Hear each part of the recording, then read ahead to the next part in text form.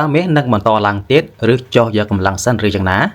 នេះជាការវិភាគរបស់ The Kanata Show ដែលជាអ្នកធ្វើមាតិកាតាមអនឡាញដែលមានប្រជាប្រិយភាពម្នាក់ដែលបងប្អូនខ្មែរភាគច្រើនសុទ្ធតែស្គាល់គាត់ហើយ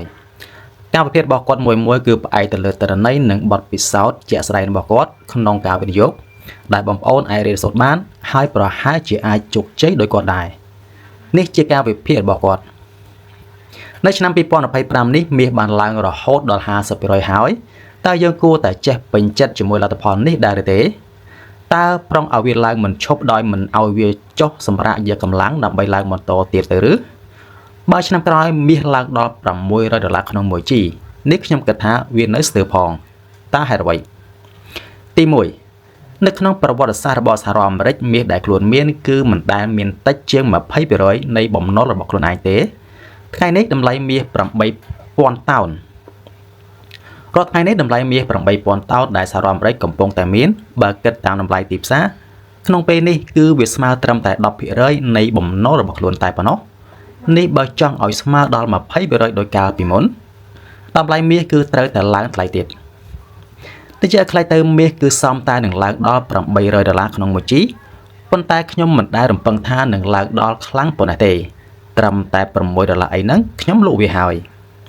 ទី2ខ្ញុំបាននិយាយដដែលបែបនេះម្ដងហើយម្ដងទៀតសហរដ្ឋអាមេរិកកំពុងតែស្ថិតក្នុងវិបត្តិបំណុលហើយមិនអាចសងរួចទេផ្លូវចេញគឺមានតែខ្ចីលុយបន្ថែមទៀតដែលជាការត្រូវតែបោះពុម្ពលុយ$យ៉ាងសន្ធឹកសន្ធាប់មកបន្ថែមទៀតនេះវានឹងធ្វើឲ្យប្រាក់$ធ្លាក់ចុះថោកដែលជាហេតុធ្វើឲ្យមាសបន្តឡើងថ្លៃទី3ធនាគារកណ្ដាលរបស់ប្រទេសជាច្រើនគេមើលធ្លុះពីក្រចៅរបស់សហរដ្ឋអាមេរិកដូច្នេះហើយឲ្យតែពួកគេរក$បានពួកគេនឹងតែងតែយកទៅទិញមាសទុកគ្រាន់តែធនាគារកណ្ដាលពីររបស់ប្រទេសទាំងនោះនាំគ្នាប្រម៉ូទទិញមាសទុកគឺចំនួន10 តោនជារៀងរាល់ឆ្នាំបាត់ទៅហើយស្រមើខ្ញុំមើលមិនឃើញថាមាសនឹងអាចចុះខ្លាំងដោយរបៀបណានោះទេនេះគឺមិនមែនជាដំបូន្មានផ្នែកអរញ្ញវត្ថុនោះទេខ្ញុំគ្រាន់តែប្រាប់បងប្អូនពីអ្វីដែលខ្ញុំគិតនឹងធ្វើសម្រាប់តែខ្លួនឯងប៉ុណ្ណោះខ្ញុំដឹងតែថាខ្ញុំទិញថែមហើយកាន់វាទុកតែសម្រាប់បងប្អូនវិញសូមធ្វើតែតាមចិត្តបងប្អូនទៅហើយទទួលខុសត្រូវខ្លួនឯងសូមយកតែលុយមិនប្រើប្រាស់ចាំបាច់ទៅទិញបានហើយនិងប្រយ័ត្នទិញចំមាសខ្លាំងៗសូមអរគុណបាទខាងលើគឺជាការវិភាគរបស់ The Kanata Show ហើយខាងក្រោមនេះគឺជាការវិភាគរបស់ស្ថាប័នហិរញ្ញវត្ថុធំផ្សេងទៀតដូចជា Morgan Stanley, Goldman Sachs និង JP Morgan ជាដើមបាទសូមស្ដាប់ការវិភាគរបស់ស្ថាប័នហិរញ្ញវត្ថុធំទាំងនេះការព្យាករណ៍តម្លៃមាសនិងឧបសគ្គហានិភ័យក្នុងឆ្នាំ2025-2026ក្នុងស្ថានភាពសេដ្ឋកិច្ចដែលកំពុងតែមានអស្ថិរភាពការវិនិយោគក្នុងមាសត្រូវបានចាត់ទុកថាជាជម្រើសសុវត្ថិភាពសម្រាប់អ្នកវិនិយោគជាច្រើនតាមការវិភាគរបស់ស្ថាប័នហិរញ្ញវត្ថុធំទាំងនេះបានបង្ហាញថាតម្លៃមាសអាចបន្តឡើងខ្ពស់ទៅទៀតក្នុងរយៈពេល2ឆ្នាំខាងមុខប្រសិនបើប្រព័ន្ធហិរញ្ញវត្ថុអន្តរជាតិមិនមានការផ្លាស់ប្ដូរសំខាន់ទិសដៅមាសបច្ចុប្បន្ននិងការព្យាករណ៍នៅចុងត្រីមាសឆ្នាំ2025តម្លៃមាសក្នុងទីផ្សារអន្តរជាតិកើនឡើងជិត$3,600អាមេរិកក្នុង1អោនដែលជាតម្លៃខ្ពស់បំផុតមិនធ្លាប់មានអ្នកវិភាគជាច្រើនពន្យល់ថាកត្តាដែលធ្វើឲ្យមាសឡើងរួមមានភាពមិនច្បាស់លាស់នៃសេដ្ឋកិច្ចអាមេរិកនិងអឺរ៉ុបបណ្ដាលឲ្យអ្នកវិនិយោគស្វែងរកទ្រព្យសម្បត្តិសុវត្ថិភាពការទិញមាសបន្ថែមដោយធនាគារជាតិជាច្រើនដែលចង់ពង្រឹងទុនបម្រុងរបស់ខ្លួននិងបន្ថយការពឹងផ្អែកលើប្រាក់$តម្លៃប្រាក់និងប្រេងមានការលំអៀងធ្វើឲ្យអ្នកវិនិយោគបដូរទិសមករក្សាមាសទុកទៅវិញ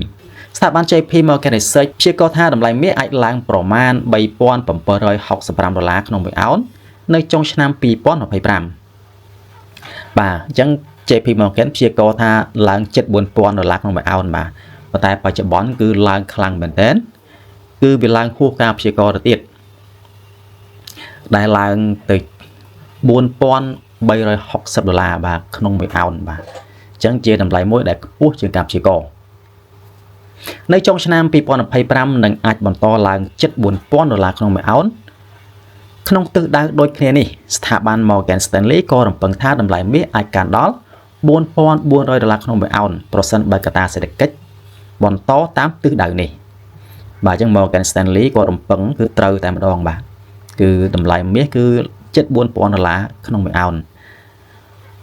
ចំពោះតម្លៃមាសបច្ចុប្បន្នគឺ$4,030ក្នុង1អោនដែលស្មើប្រមាណ$480ក្នុង1 G នៅថ្ងៃទី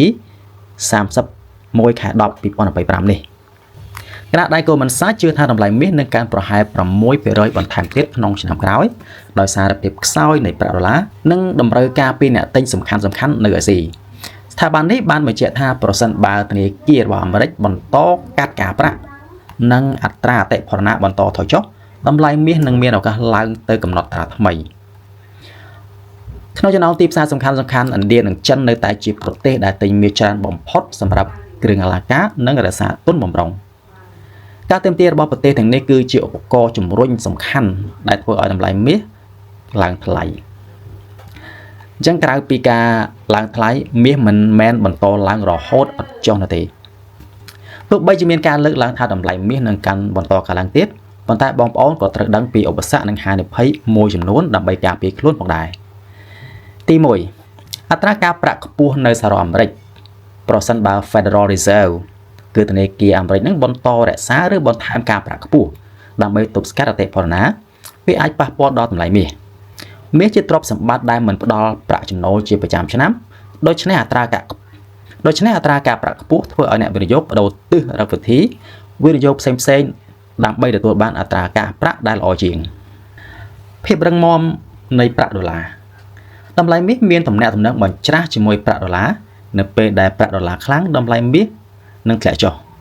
ប្រសិនបើសេដ្ឋកិច្ចអាមេរិកមានស្ថិរភាពអ្នកវិនិយោគត្រឡប់ទៅទុកចិត្តលើប្រាក់ដុល្លារឡើងវិញវាអាចធ្វើឲ្យតម្លៃមាសអស់ភាពតាក់ទាញទី2គឺការប្រែប្រួលតម្លៃទីផ្សារអ្នកវិភាគមួយចំនួនព្រមានតម្លៃមាសបានឡើងខ្លាំងក្នុងរយៈពេលខ្លីដែលអាចនាំមកមានការលក់មាសយកប្រាក់ចំណេញរបស់អ្នកវិនិយោគធំប្រសិនបើការលក់ធំកាត់ឡើងវាអាចឲ្យតម្លៃធ្លាក់បន្តិចជាបណ្ដោះអាសន្នទី3គឺការផ្លាស់ប្ដូរនយោបាយអន្តរជាតិនិងសង្គ្រាមពាណិជ្ជកម្មមាសជាទ្រព្យសម្បត្តិដែលពឹងផ្អែកលើភាពស្ងប់ស្ងាត់នៃទីផ្សារប្រសិនបើមានសង្គ្រាមឬវិវាទពាណិជ្ជកម្មមាសនឹងបន្តឡើងថ្លៃបាទ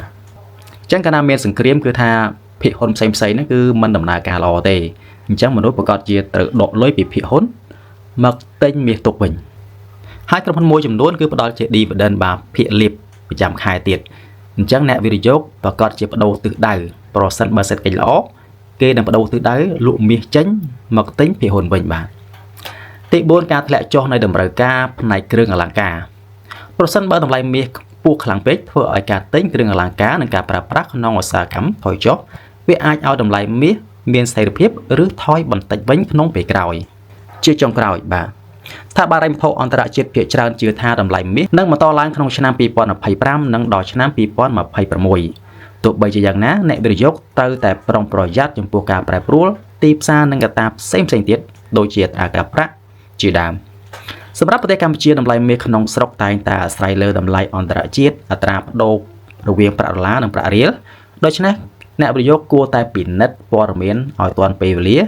និងការវិនិយោគដោយប្រុងប្រយ័ត្នគឺជាចំណុចសំខាន់សម្រាប់អ្នកទិញនិងអ្នកលក់និងអ្នកសន្សំមាសក្នុងស្រុក